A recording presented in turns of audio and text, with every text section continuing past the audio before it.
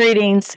I'm your host, Glen Alex, and this is The Glen Alex Show, the 2023 Positive Change Podcast Award winner for psychology and health and wellness. And each episode of The Glen Alex Show focuses on a different aspect of health because you are whole and all of you matter.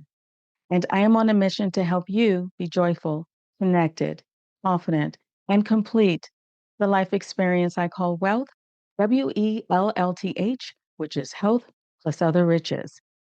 And keep in mind that those living in total health or even in pursuit of it, those who are balanced physically, mentally, emotionally, and spiritually do not intentionally harm self or others.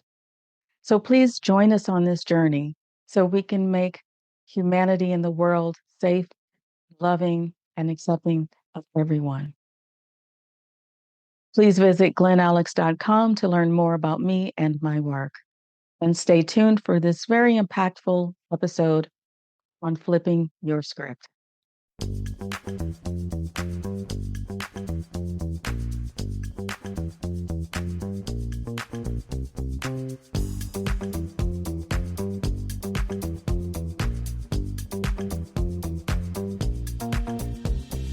Welcome to the Glen Alex Show, where your health matters, set your mind, let it flow. Joyful, connected, confident, complete. Let Glen Alex help you back on your feet. The Glen Alex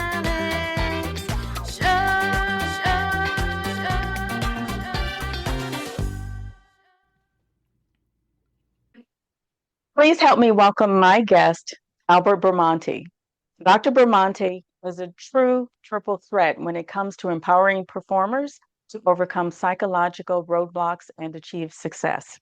As a veteran talent agent with over 20 years of securing major roles for actors, he has unparalleled insights into the entertainment industry's challenges. However, Bramante's real superpower is his unique fusion of this experience with a PhD in psychology and certifications in hypnosis and neurolinguistic programming. This rare combination allows him to provide your audience with a credible expert perspective on the mindset and psychology of peak performance and has provided proven psychological strategies to help performers break through self-doubt, imposter syndrome, fear of success, and self-sabotaging patterns. Dr. Bramante, welcome to the Glen Alex Show. Thank you so much, Glenn, for inviting me. I'm really happy to be here. Oh my goodness. I am happy you are able to be here, have made time for this, because I think your work is completely applicable to everyday people who struggle with these very same issues. So let's start with what led you to this work? It started with my work with actors in a sense. So I work as an agent, so I represent actors, and this is a field that has a lot of competition. So there's so many opportunities, but to develop self-doubt, unfortunately, because due to the high competitive nature of this work. So I often find myself, in addition to obviously providing career advice, but also doing some unofficial mindset coaching in a sense to a lot of these actors over the time. Okay. Well, what led you into psychology, this aspect of psychology in particular? I was always the inquisitive child. I love to read. I love to question things. I love to have a critical mind, scientific mind. So books were like my sanctuary growing up, as well as academics. And I've always been interested in the human mind, so to speak. So while I was training for psychology, I started working with actors, as a talent agent. And I was noticing roadblocks that I kept coming up against with actors where they were telling me, one hand, consciously they wanted to find work, they were hungry for work, but yet their actions were telling me another story. Their actions were self-sabotaging. Okay. And that's what led me to down the road to doing my doctoral thesis on actors and self-sabotage, which then later became the driving force for my book. Okay, okay, excellent, excellent. Now, were there any particular themes or categories of the roadblocks you encountered? The main theme is, you could say imposter syndrome, fear of success, fear of failure that was coming up. It's just sometimes the fear of putting yourself out there and dealing with failure is probably the biggest threat or roadblock that I found. That was the biggest theme coming up, especially with actors, because there's so many times that they're getting their word, they're being told no, they're being, turned away for roles or turned down for roles. And that over time can wear down their self-esteem, their psyche. Okay. How do you recommend they handle the frequent rejections? The first one is mind shift, which is not taking it personal Okay. and looking at it from a purely business perspective. And I always like to use the phrase, there's no such thing as rejection, just a simple reminder that your services are not needed today. Okay. I like that. So, Wow, that's a pretty powerful reframe. and I think, well, that's extremely important, reframe over time. And that's one way to take the personal aspect out of it, Okay. which I feel will be a major help, or at least a driving force to alleviate a lot of that stress. Okay. Okay. And so what other reframes do you have for your clients, actors who are self-sabotaging or fear that they're being frauds with their accomplishments or are afraid of succeeding? Well, the one thing, the fear of succeeding also is a close cousin of fear of failure. Hmm. So, what another reframe is there's no such thing as failure, only feedback. So, if you look at the opportunities that you might not have landed or the mistakes you made, look at them as stepping stones to your success. And there's only one way to go up, and that's up. There's only one way, and that's one way of looking at things. Another powerful reframe is how you identify yourself, your identity. And as an artist, there seems to be a romanticized version of the starving artist mentality. Okay. And I think that's a misnomer, so to speak. I think that that's a mistake to look at yourself as a starving artist, but rather I'm a professional working actor. Okay. Can you say a little more about that starving artist narrative? Sure. So one of the things I've studied is hypnosis and NLP, and that it really looks at the power of language and how language creates the reality of the world we're in. So if you use the reality of a starving artist, that means struggle, that means hardships, that means poverty mindset, and so then your subconscious mind is going to create a reality of that. So, well, okay, you say I'm a starving artist, so I must avoid anything that's not going to make me a starving artist. Okay. Okay. So you're working with them also to just rewrite their narrative? Yes. Rewrite their Okay. identity Okay. in a sense or story. Okay. Okay. And that's your book is based on that Rise Above the Script, right? Yes. Yes. And help Okay. them rework their story, rework their Okay. script. And that's what I mean by the script is not necessarily a movie script, so to speak, or a play script. I'm referring to the script in your mind that you use. Okay. That mindset that they bring to every Yes. day. Okay. Okay. Now, how does individual personality play into these roadblocks? So one of the models that I use and I'm a big fan of is the Big Five or the five factor model of personality.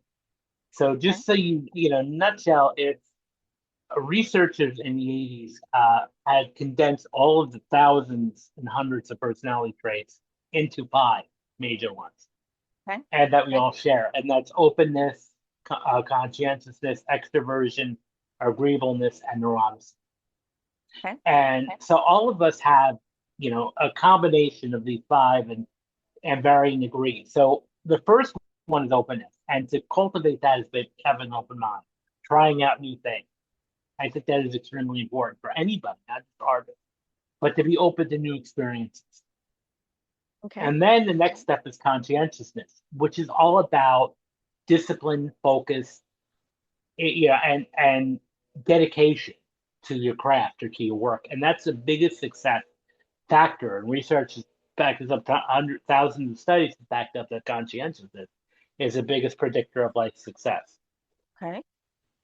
And then you have extroversion. Now, I'm not talking about being in life at a party, because I'm sure a lot of listeners may not be, want to have that desire to be the life of the party, but there still has to be the ability to connect to other people and to make connections. And the only way you're going to do that is by actually talking to people. So having a slight degree of extroversion is important. Okay. And then agreeableness is how well are you able to be coachable? And that's another element for success for actors, because you have to be open to feedback. You have to be open to coaching. Because that's otherwise, if you're closed down from that, you're going to be self-sabotaging yourself and Okay. opportunities for growth. And then finally is neuroticism, which sounds a little harsher than what it is, but that refers to a person's reactivity to stress. So like somebody would be high neuroticism would get anxious very easily, depressed very easily, Mm-hmm. whereas those that are lower on it would be more resilient. Okay. Now, in a nutshell, the biggest finding that I found from my research is that the actors that are high in neuroticism combined with low in conscientiousness is going to be the most prime for self-sabotage. Okay. So that's kind of how I use, that model of personality. Okay. Okay. So can you give us an example of how you work with a client who is low on conscientiousness and high on neuroticism and their Well, self-sabotage? that's a good question. So if you up your conscientiousness by, putting things down on paper, creating action, putting things on a calendar and taking, action, putting, planner is really important. So when you start documenting, taking responsibility for your career, you're going to be more in control. And what leads people high in neuroticism usually is a lack of control in their lives. So if you can establish that control Okay. and how much control you have, that is going to be what's going to be major success. Okay. Okay. That makes complete sense. And it brings to mind a client who just berates himself for not remembering.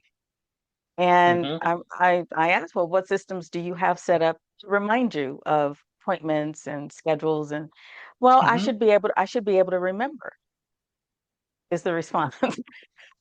What would you say to him?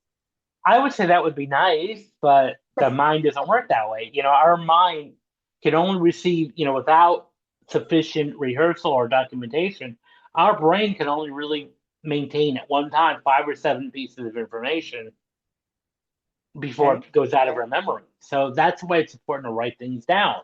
That's why you have appointment books. That's why you have, when you go to the doctor, they give you the appointment card. Yes. And that's why they call you the day before to confirm. So reminders. So that's important. And now we have phones. Put everything on your phone, a calendar on your phone. Set reminders up Exactly. And for it's things. not failure, it's not your weakness because you need that. Yeah, it's a necessity. It's not a weakness at all. Okay. Okay. So, um, in today's political climate, what do what do you have to say about the level of openness of the general public? It definitely varies. Usually, and I don't, I'm not one much for politics, but I will say that usually the more, I guess maybe progressive liberal you are, the more open minded you are. Whereas Generally, conservatives tend to be low on the open-mindedness scale. Sometimes, I'm not trying to generalize, but usually overall, Right. that's a Right. trend. So it varies from person to, and there's different levels of conservatism. You have those that are, values conservative, financially conservative, or politically conservative. And they can be all different things Right. and different Right. names. Right. Well, I appreciate you answering the question because I usually don't talk politics either.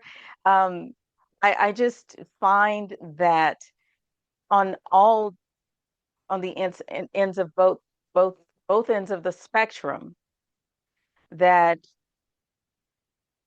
there's a level of closeness that my way is the way that I think is a problem for Ye- society and the world. Absolutely. It's that one narrow, one size fits all, which doesn't work, and Yeah. that's not effective. And I think the important thing is to take the road of we can agree to disagree Yes. model rather than, my way is better than the other. Because again, we've seen this on both sides where it's like, it's either my way or everybody else is misinformed. Yeah, and so we can agree to disagree. And there's people who disagree with some of the stuff I say, which I think is a great conversation tool starter. It's like, Ye- let's talk. Yes, if it leads to conversation and dialogue. Yes. Absolutely. Absolutely. Now, how do you get an actor who is closed in how they interpret a role or portray a role and become more coachable? Well, I think learning the fact that part of being a human being is that you never stop learning, and being successful is you never stop learning. Okay. The a lot of the A-list actors that that are even household names have coaches, or sometimes, well, not necessarily, maybe not in the official sense, but they work with other actors to practice and Okay. rehearse Okay. their lines. I can tell you that, one of the insiders, the one of the shows that's been successful over the years is Sopranos. And the main star, James Gandolfini, had a coach on set, that would work with his dialect and work with his, and then Okay. pronunciation and all that. So that, being coachable is actually a skill for success, and being open to that. It's not a sign that you're weak. It's actually a sign of strength because you can always learn. There's always an opportunity to learn something new.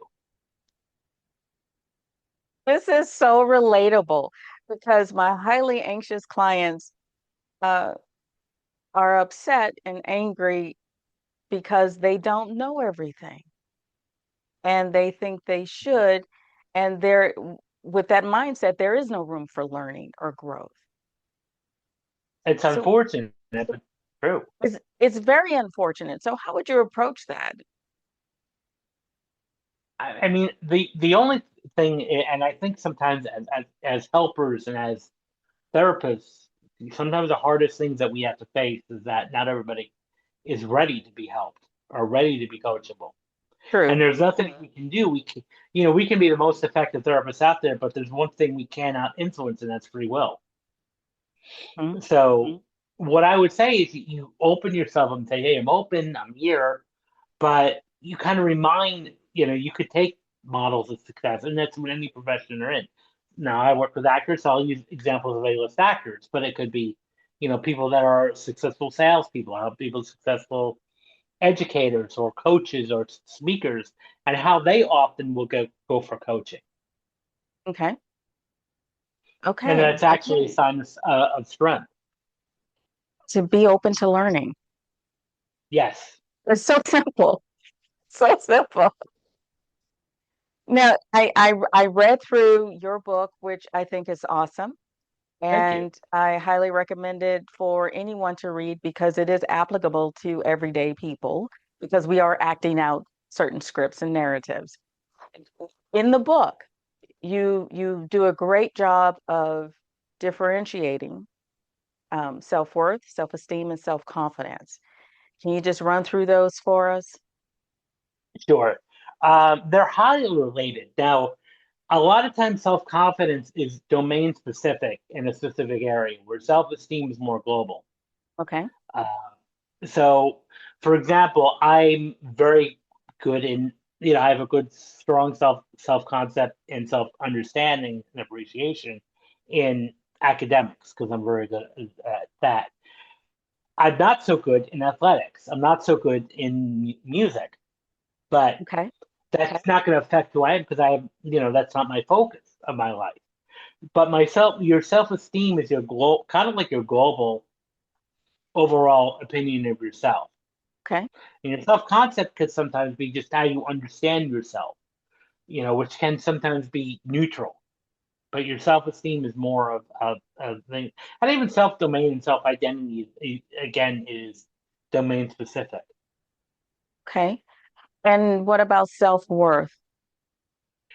Self-worth is kind of like, I think it's very related to self-esteem Okay. in a sense. That your self-worth is how you view yourself from, as an overall thing. And I would say they're very distant, very almost used interchangeably, your self-esteem and your self-worth. Okay. Okay. I was and there's a part in the book where you describe self-worth as your a deep knowing of your inherent worth as a human being, which Yes, is not subjected to external forces.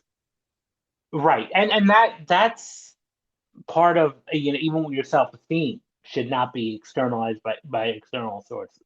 Your self-esteem comes from within. Now it can be, influenced, and it can, your external sources, with people who build you up and your achievements will build your self-worth and your self-esteem up. Okay. However, if you adopt that mentality of I'm not going to be influenced by external sources, you're not going to be phased by, getting a negative review, or getting, a harsh criticism or somebody belittling you. That's Okay. going to be water off your back in a sense, Okay. um, because you know who you are, you know what you can do, Right. um, and a lot of times we get harsh reviews, or what we call sometimes on the internet as trolls, that really don't know who we are. So it's their comments are meaningless. Their harsh critique and criticism, and sometimes they're venting their own insecurities out. Right. Right. Okay. So what do you is there one of those, the self-confidence or self-esteem or self-worth, that you work more with in getting actors to rise above the script? I would say self-worth is probably the biggest thing, and that comes with your identity too, and really cultivating your identity, and even your mindset, because Okay. you should know as an actor that you're worthy of having a shot at the table. You're worthy of success. Okay. And when you have that mentality, that's when I feel you're going to be more able to embrace the coaching and embrace even the helpful feedback that you get that might not be telling you that your choices are wonderful all the time as an actor. So it'll help you grow. You open more to that feedback that you need. Okay. Okay. So no matter how many accolades or positive reviews or juicy roles an actor gets, if their self-worth is low, they're still going to have these roadblocks. Of course, because then, and I've seen this sometimes where they'll downplay it. It's like, well, yeah, I got the role, but I think they just gave it to me to be nice. Or, I'll hear that, or I'll hear, I got the role, but, it really wasn't that hard. There wasn't that many actors trying out. And Okay. I have to stop that and say, no, you got the role. And, Period. and the same thing goes with any profession. It's like sometimes I'll downplay. I got this reward, but in the middle, we're just being nice. No, Okay. and reframe that. No, you got a reward because you deserve it. Okay. Okay. Um, so what are your top tips for helping actors rise above the script and get over themselves, basically. So one thing is, using the reframes that I've looked at, that I kind of mentioned about the rejection as your services are not needed rather than taking it personally. Hmm. And also there's no, incorporating failure as feedback. So that's the basic. Other techniques I would say is do something that makes you a little uncomfortable every day. Step outside your Okay. comfort zone, stretch it a little bit. I'm not talking about doing something outrageous at first, but stretch it a little bit. Do Okay. something, that you wouldn't normally do. Change your routine up a bit. Um, Also, I mentioned in my book the concept of the happy file, which is you document all of your accolades. So whether that, and they could be very simple accolades, such as positive feedback from a casting director, uh, a good review, or an audience, feedback, something that the audience tells you you did a Okay. wonderful job, or your performance moved me, Okay. in a sense. When you can start taking that and you document it. When I talk about happy file, I'm kind of old school. I talk about actually keeping a journal. I'm not talking about doing it online, but keeping an actual physical journal and Handwritten. documenting all, handwritten. Handwritten. And And what's the benefit of handwritten versus typed? because there's something about when you write it, you're using your motor skills, and it's Mhm. more of a kinesthetic tactile sensation. So it's more about rewiring it to the brain.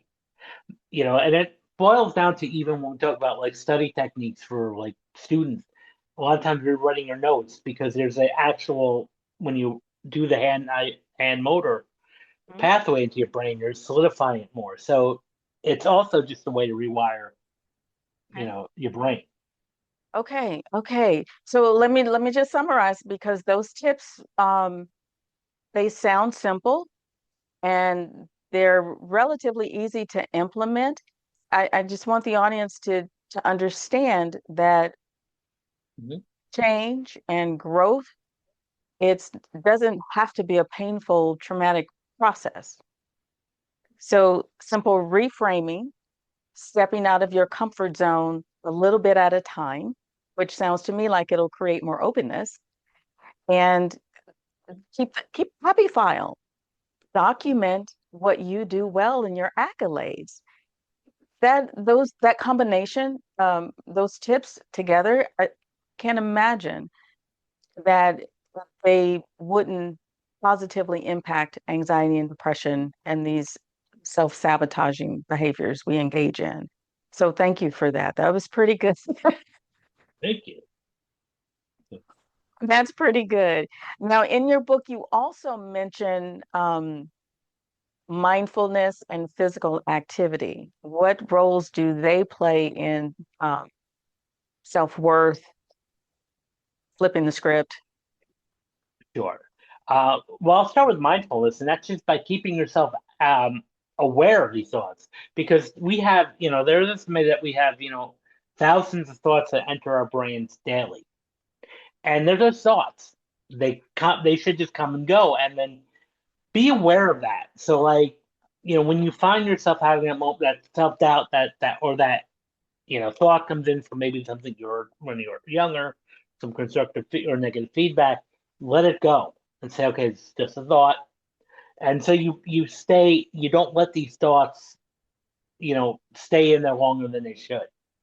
Okay. So that's why being mindful, being aware of the process that's going on in your brain and mind, and paying attention to that. And then flipping it, Okay. like, okay.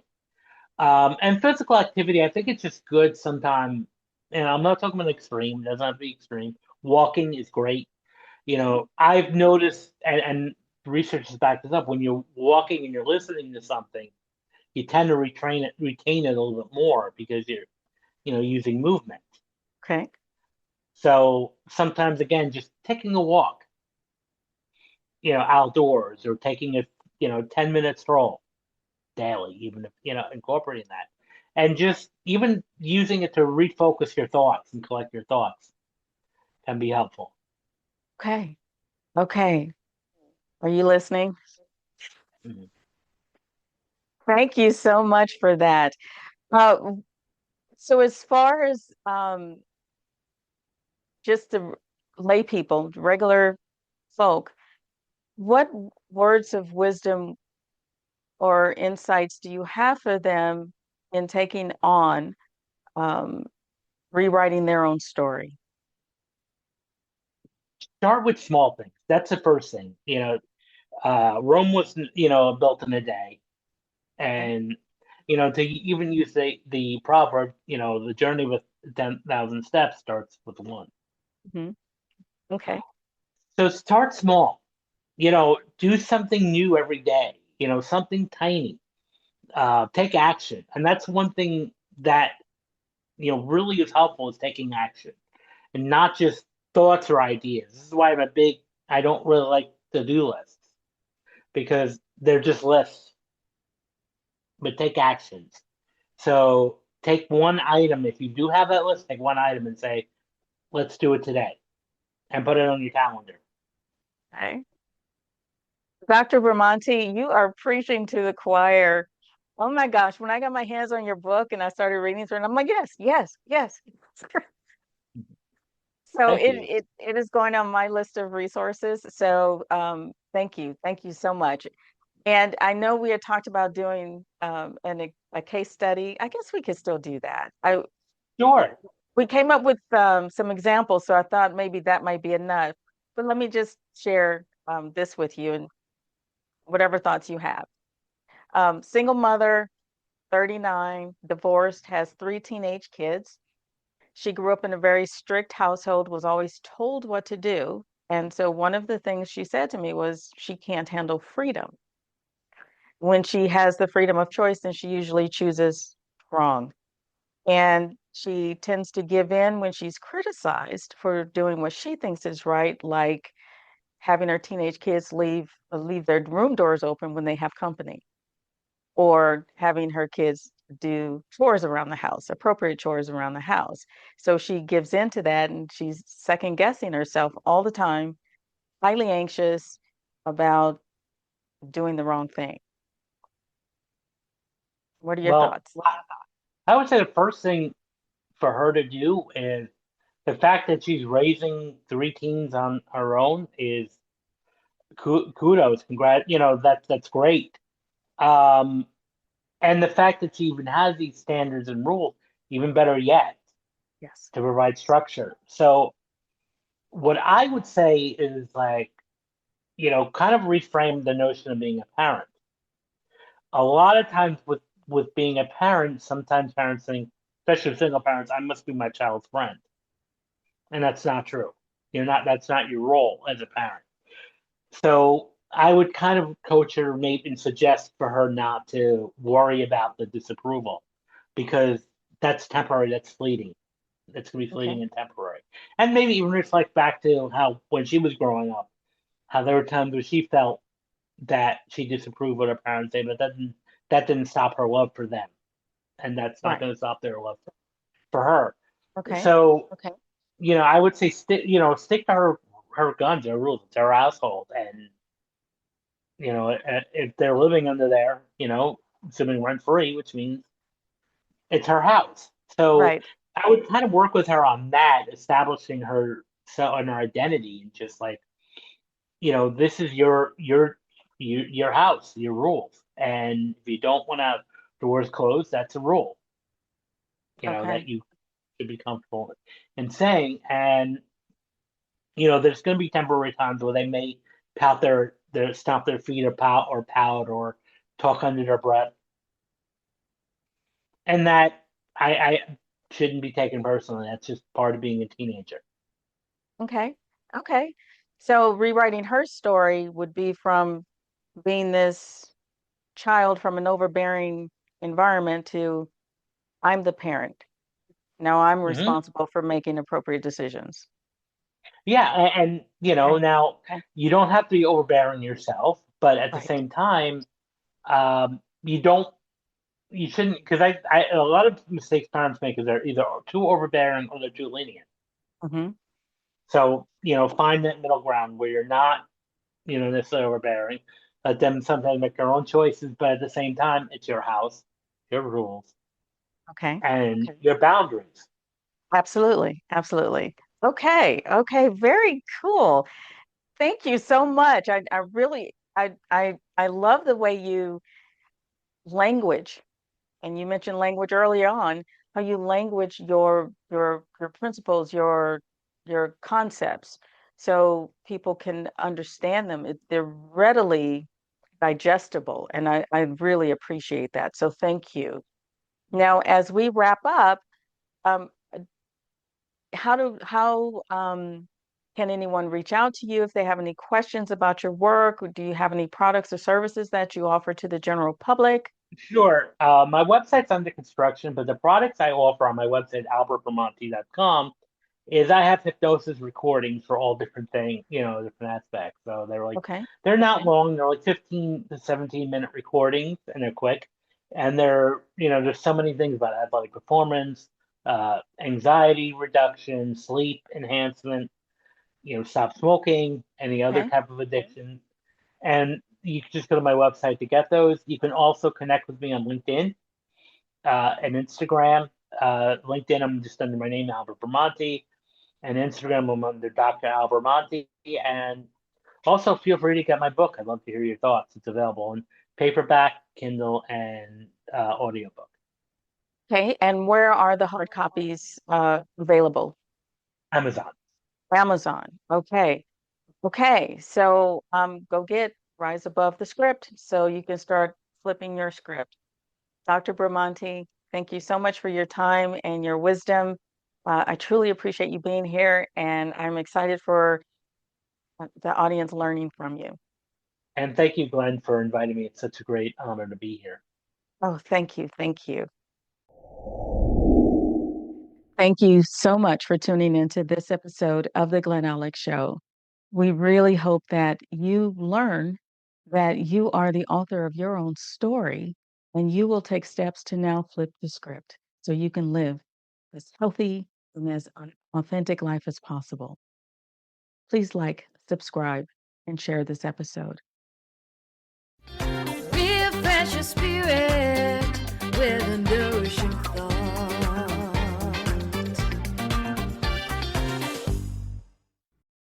Please allow me to leave you with this nourishing thought. When writing the story of your life, don't let anyone else hold the pen.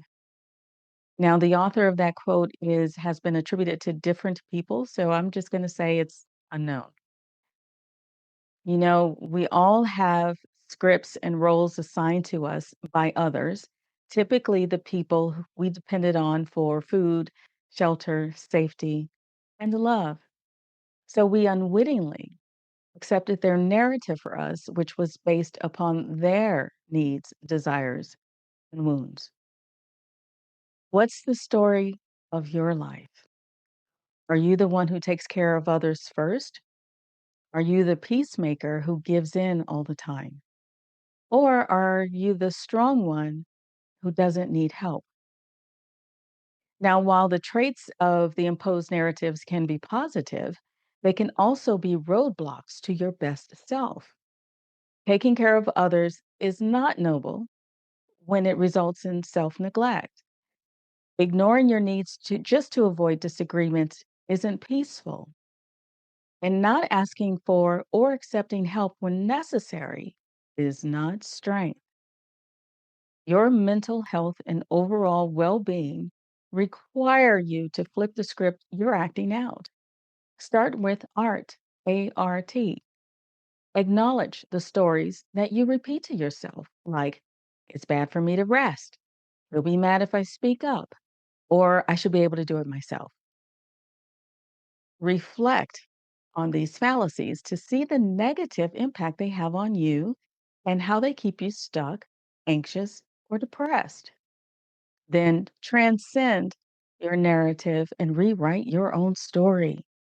Assistance from a professional therapist or life coach can help you unpack your story, process your wounds, then become the author of your own life by flipping the script. To learn more about your story and total health, visit glenalex.com Order your copy of my 3-time award-winning book, Living in Total Health. Order your copy of the Amazon bestseller, Wellness Through Words. That includes my chapter, Living Well with Boundaries. And then book your free consultation with me. Then tune in to the next episode of The Glen Alex Show. And until next time, be well.